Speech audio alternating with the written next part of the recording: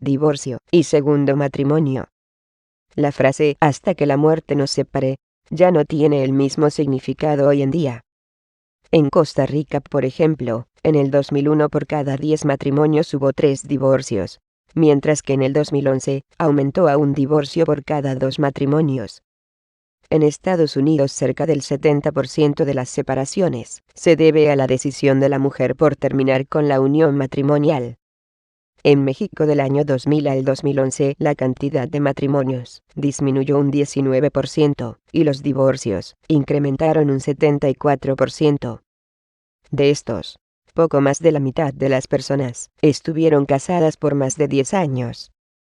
Desde el punto de vista de la psicología, los factores de divorcio se deben a la pérdida de valores, el machismo, violencia intrafamiliar, la crisis de edad y la infidelidad.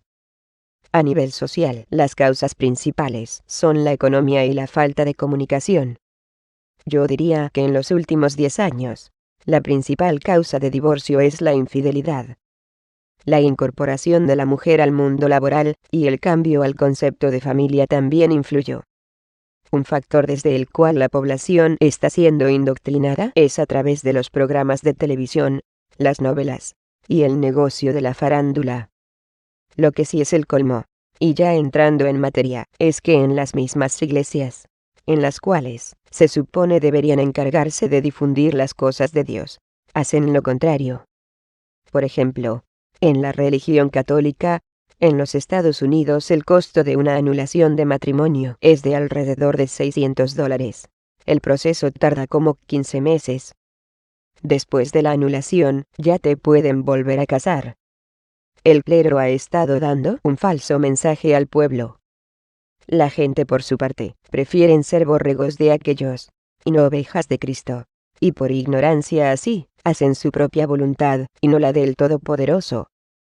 Mateo 19:9. Y yo os digo que cualquiera que repudia a su mujer, salvo por causa de fornicación, y se casa con otra, adúltera. Y el que se casa con la repudiada, adúltera. Esas fueron palabras de Cristo, y este pasaje bíblico es el que más se usa para dar pie a un segundo matrimonio. Pero analicemos bien, para que entendamos con claridad cuál fue el mensaje real del Mesías. Nótese que utiliza la palabra fornicación, y después menciona adulterio. En algunas traducciones recientes solo aparece la palabra adulterio para ambos casos, pero la traducción correcta es fornicación. Fornicar es un acto consumado por la unión sexual entre dos personas no casadas. Adulterio es la unión sexual de dos personas cuando uno o ambos están casados con otra persona. Ahora veamos las raíces etimológicas hebreas del contexto bíblico, usando el diccionario que nos legó James Strong, un profesor con doctorado en teología. Observen que la palabra mujer en concordancia con el diccionario bíblico se refiere una mujer en general, ya sea casada, virgen o viuda. Una mujer comprometida. En este caso se está refiriendo a una mujer comprometida. En aquellos tiempos, los judíos tenían la costumbre de dejar un lapso de tiempo previo a la ceremonia nupcial. Durante ese periodo se está bajo la categoría de compromiso matrimonial.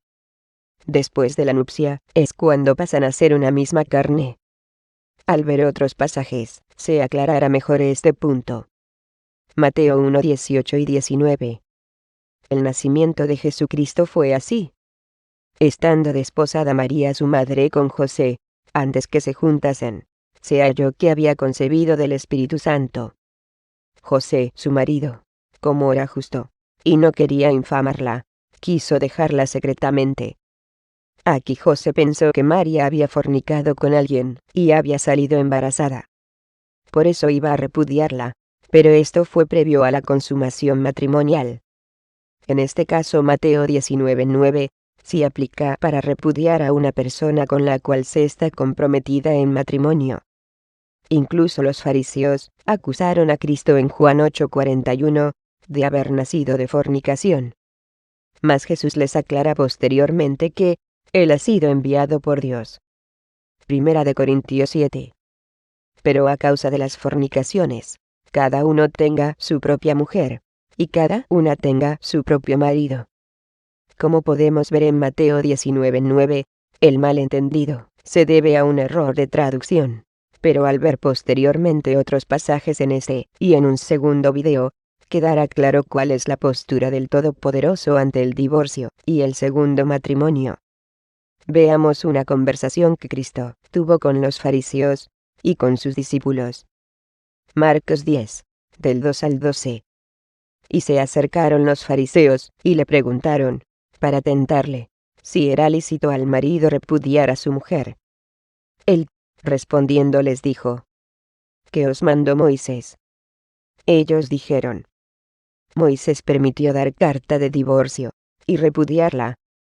Y respondiendo Jesús, les dijo, por la dureza de vuestro corazón os escribió este mandamiento. Pero al principio de la creación, varón y hembra los hizo Dios. Por esto dejará el hombre a su padre y a su madre, y se unirá a su mujer, y los dos serán una sola carne.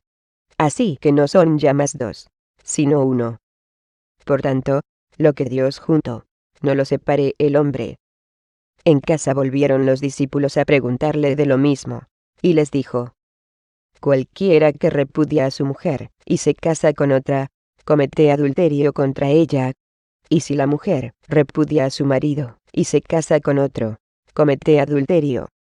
En Lucas 16:18 también señala que, todo el que repudia a su mujer, y se casa con otra, adúltera.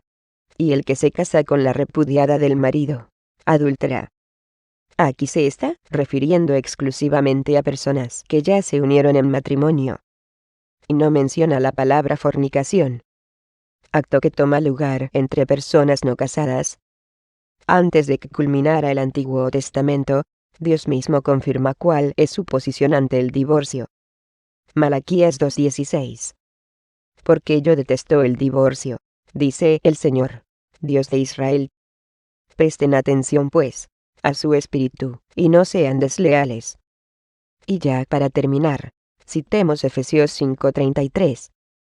Por los demás, cada uno de vosotros, ame también a su mujer como a sí mismo. Y la mujer respete a su marido. En un segundo video veremos, si 1 de Corintios 7:15 y 28, te permiten entrar en una segunda relación, o si Deuteronomio 24:1 al 4 es un impedimento para regresar a tu primer unión conyugal. También veremos quiénes son los que sí pueden dar paso a un segundo matrimonio, sin entrar en una relación adúltera. Gracias por la atención, y que Dios sea su guía.